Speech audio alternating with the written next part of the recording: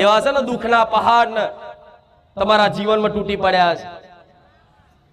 જાઓ લઈ આવો આશરો સંસારનો, લઈ આવો તમારો કુટુંબનો આશરો, તમારા સમાજને અમારું દુઃખ મટાડી દે. અરે દુખી થશો ને તો હગો ભાઈ પૂછવા નહીં આવે, હગો બાપ નહીં પૂછે. હગી માય તે દુખી થશે પણ એ તમારું દુઃખ નહીં દૂર કરી શકે.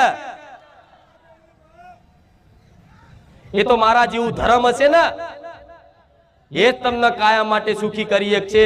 નહીં તો આ સંસારમાં ફરો ભીખ માગો, ભીખ નહીં હાલ. આજની દુનિયા એવી છે. કદાચ તમારી દરિદ્રતા, તમારી ગરીબી એવી, તમારી મજબૂરી એવી છે, કદાચ ભીખ માંગવાનો દાડો આવે.